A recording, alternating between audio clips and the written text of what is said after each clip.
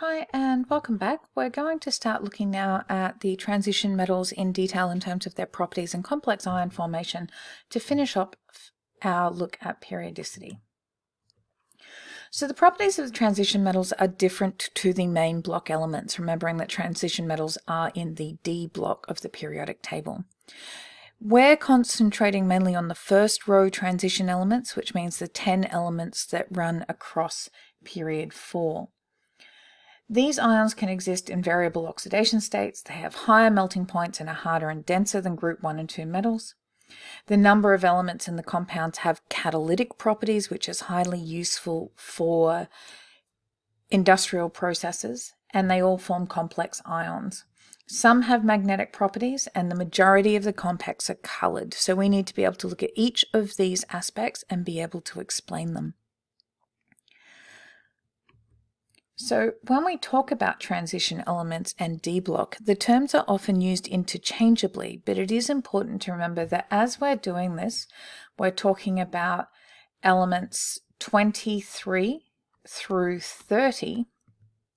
Okay, remembering, even more than that, 21 through 30.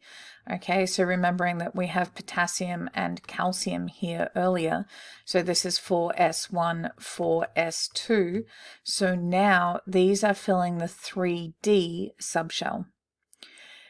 Transition elements, by definition, must be able to form at least one stable ion which has an incomplete D subshell, which is why we see these crosses over scandium and zinc, because these are not considered transition metals, because when they form complex ions, they will have an empty or completely filled D subshell, and transition elements by definition have a partially filled 3D subshell.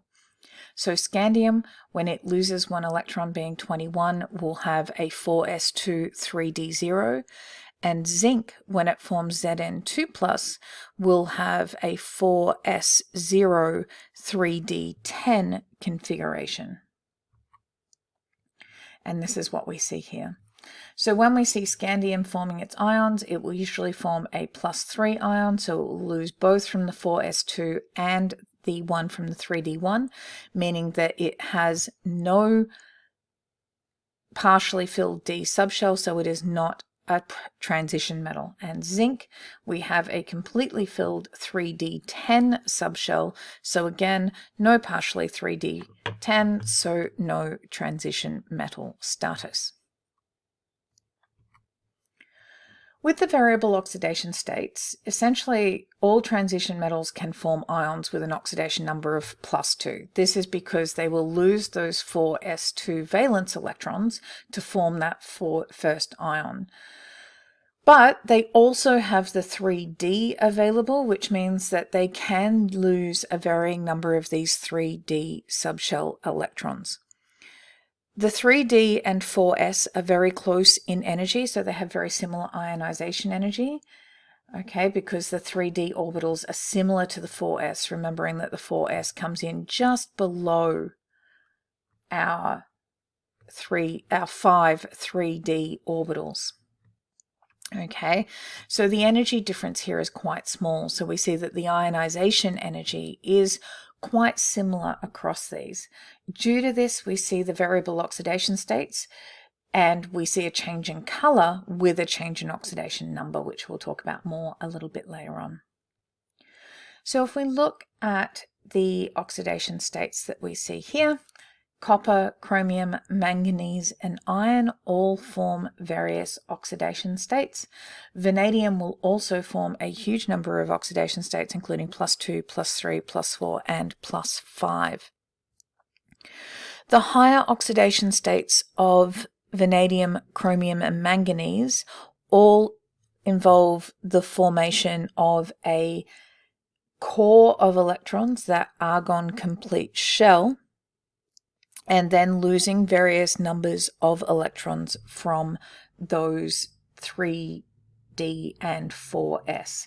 So if you have a look at this configuration here, we can see that we have 3 3D electrons and 2 4s, and we can see variations in oxidation state including 5, 4, 3, and 2. With the common oxidation states, these are given in your data booklet. Okay, so you do have access to the common oxidation states of each of your transition metals. So you can see here that vanadium forms a number of complexes 2, 3, 4, and 5 with varying formulas VCl2, VCl3, VO2, and V2O5. The oxidation states being calculated for the metal using our rules for oxidation numbers that we learnt in redox. Essentially, we see 4, 5, 6, 7, then 3, 2, and 2. So we have 2, 3, 4, 2, 3, 4, 5, 2, 3, 6, 2, 3, 4, 7, and then 2 and 3 and 2s for our cobalt, nickel, and copper, with copper also forming 1. But as I said, you don't need to memorize these. They are given in your data booklet. With transition metals, we can see from chemical properties, they have different oxidation states available to them, so different charges available to them, but their physical properties are different from those of the main group metals as well. This being that they have high melting points, they tend to be solids under standard conditions, they are good conductors of electricity and heat, and are hard, strong, and shiny like all the other metals. They have the same properties, so they're malleable. The only exception to the being hard and solid at room temperature is, of course, mercury. They are relatively unreactive compared to the group 1 and 2 alkali and alkali earth metals, which are very reactive with water.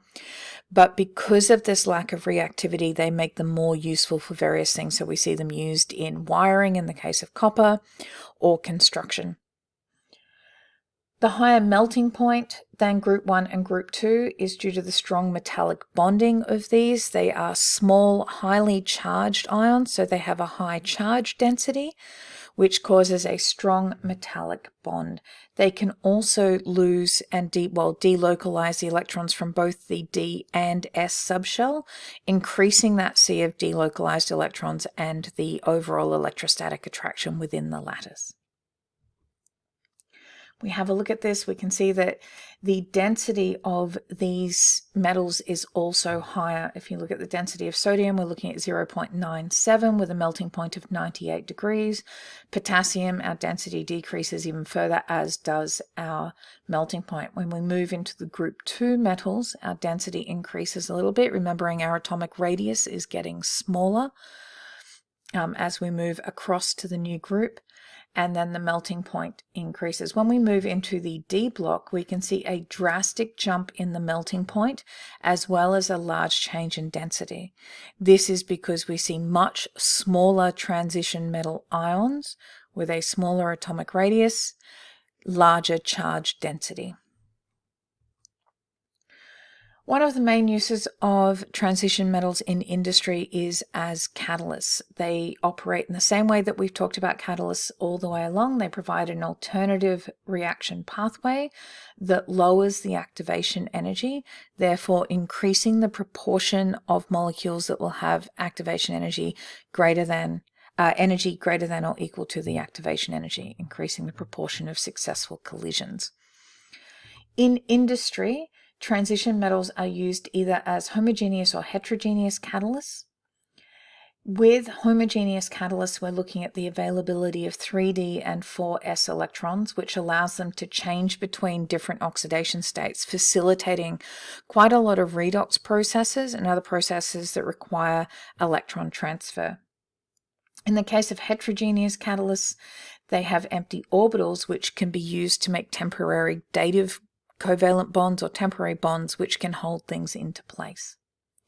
We see these metals being used as catalysts in the decomposition of nitrogen oxide in car exhausts and the catalytic converters, hydrogenation of alkanes, where we see nickel or aluminium being used for the hydrogenation reaction, the decomposition of hydrogen peroxide using a manganese 4 oxide catalyst, Haber process, where we use iron, and then the contact process for the production of sulfuric acid, which uses vanadium 5 oxide pellets. When we talk about catalysis, and in the previous slide we mentioned homogeneous and heterogeneous, a homogeneous catalyst is in the same state as the reactants and the products. So we see this usually in the Haber process where the reactants are usually gaseous. A homogeneous catalyst will be in the same phase. It doesn't take part in the reaction, is always regenerated as the reaction progresses. A heterogeneous catalyst, on the other hand, is in a different phase. So if we look at the hydration of an alkene using H3PO4 and water, the H3PO4 is usually a solid in this reaction, and the hydrogen and ethene will be in the gaseous state. That would be a heterogeneous system where the catalyst and the reactants products are in different phases. So this is just a diagram showing how homogeneous catalysis works. Usually it's some kind of molecule that will bind to other molecules and facilitate some kind of electron transfer. Okay, so we get this docking. This would also be how enzymes work, because enzymes are typically homogeneous catalysts, being water-soluble inside our body. Examples of homogeneous catalysts are the oxidation of iodide ions to form peroxide disulfate ions. You do not need to know these equations. The addition of iron 3 ions makes the rate greatly increased. Okay, so and we would have the formation of these transition states with the catalyst. The catalyst is always regenerated and not consumed in the reaction, so it can be used over and over again for catalytic reactions. In terms of things being a good catalyst, the catalyst should have a large surface area. They can have variable coordination number, which allows for different oxidation states and the potential catalyst to be able to work over a variety of conditions.